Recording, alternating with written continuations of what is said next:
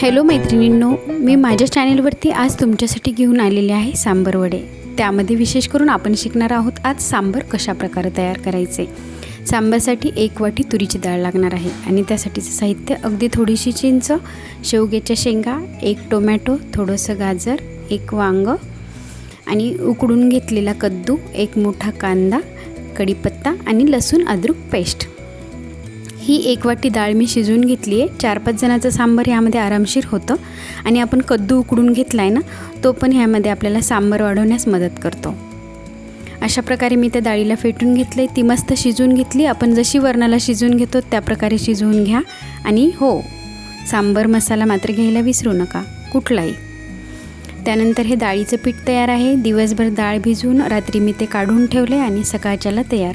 थोडंसं घट्ट काढायचं आहे, कन्सिस्टन्सी त्याची घट्ट असली पाहिजे। त्यानंतर थोडासा गूळ पण लागणार आहे, 1 लिंबाच्या आकारा एवढा। मी या ठिकाणी कद्दू मिक्सरमधून काढून घेतलाय आणि आता आपण सांबारला फोडणी घालणार आहोत। सुरुवातीला मोहरी टाकून नेहमीप्रमाणेच लसूण अद्रक पेस्ट ब्राऊन होईपर्यंत होऊ द्यायची आहे। त्याला थोडंसं हलवून घ्या आणि त्यानंतर लगेच गूळ घालून घ्या। लगेच गूळ ह्याच्यामुळे घालून घ्यायचा आहे की त्यानंतर आपल्या सांबारला तरी येते, तेलामध्येच टाकून घ्यायचा आहे तो। त्यानंतर कांदा बारीक कट केलेला तो छान ब्राऊन होईपर्यंत हलवून घ्यायचा आहे।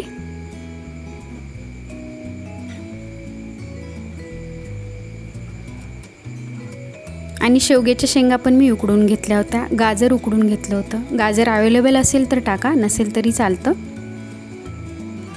अशा प्रकारे ब्राऊन झालेला आहे आपला कांदा या ठिकाणी।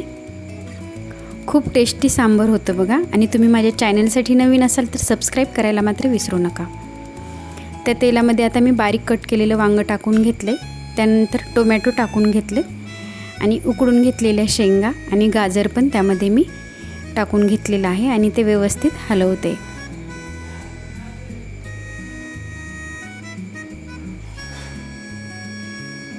असं छान ते तेलामध्ये सगळं होऊ द्यायचं आहे मस्त।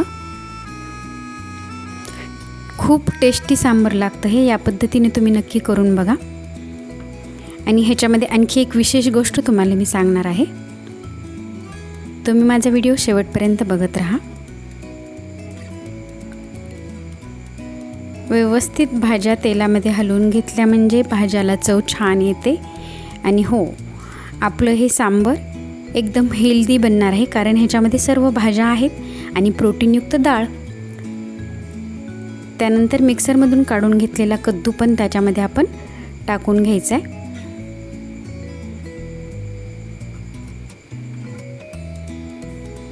ह्या पद्धतीनं थोडंसं तेलामध्ये हलवून घ्यायचं आहे 5 मिनिटासाठी त्याला।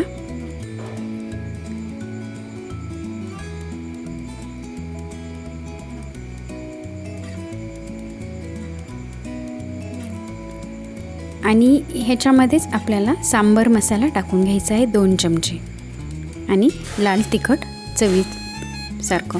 कुणाला कमी तिखट लागत असेल तर कमी टाकायला हरकत नाही। मी या ठिकाणी 2 चमचे लाल तिखट आणि 2 चमचे सांबार मसाला तेलामध्येच टाकून घेतला आहे। तेलामध्ये ह्यासाठी टाकून घ्यायचा की त्याची टेस्ट अजिबात जात नाही। आणि पाणी मात्र फोडणीला घालताना गरम हवं, थंड पाण्याने फोडणी घालायची नाही, त्यामुळे चव जाते सांबारची। चिंचेचं पाणी पण ह्या ठिकाणी मी कोमट करून घेतलं आहे। अगदी थोडंसं बोटूक चिंचेचं घेतलं होतं मी आणि त्याचं वाटीभर पाणी केलं आहे। हां, आणि मीठ तर चवीसाठी सर्वात आवश्यक, चवीपुरतं मीठ घालून घ्या। आणि हे चिंचेचं पाणी मी आता त्या सारणामध्ये सगळं टाकून घेतले। हां, एक गोष्ट, सुरुवातीला मी पाणी टाकले आणि त्यानंतर वरण टाकले, त्यामुळे वरणाची टेस्ट खूप छान लागणार आहे। पण जवळपास सोबतच टाकल्यासारखं टाकायचे। पाणी टाकल्याबरोबर आपलं जे वरण शिजवलेलं आहे त्यामध्ये आपण ती डाळ टाकून घ्यायची आहे। बघा किती सुंदर आणि मस्त झाले। दिसायला तर तुम्हाला छान दिसतेच आहे, पण चवीसाठी हे सांबार खूप छान झालेलं आहे, एकदम टेस्टी हॉटेल स्टाईल। ह्या पद्धतीने सांबार नक्की करून बघा। आणि हो, हे शेवटी जे मी पाणी टाकलं आहे ना, तर ते आपण कद्दू उकडून घेतला होता ते पाणी टाकून घेतलेले, कारण त्याच्यामध्ये जी पौष्टिकता उतरलेली होती पाण्यामध्ये, ते पाणी वाया जायला नको म्हणून ते सांबारमध्येच टाकून घ्यायचं।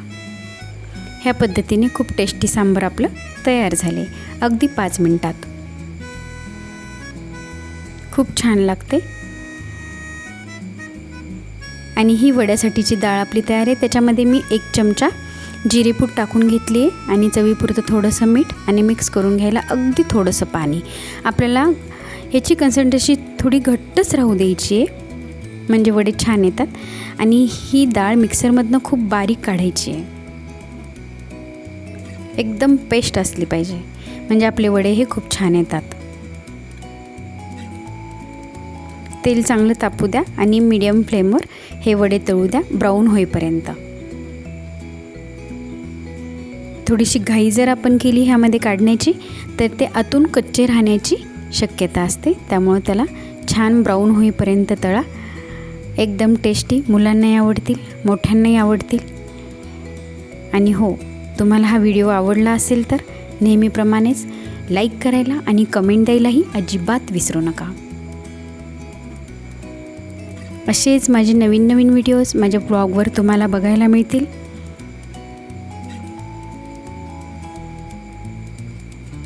ह्या पद्धतीने तयार झालेत आपले सांबर वडे पण।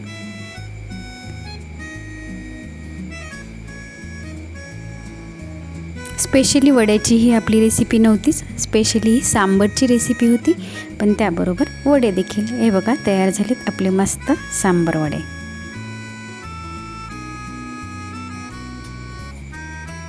Thank you for watching my video. Bye.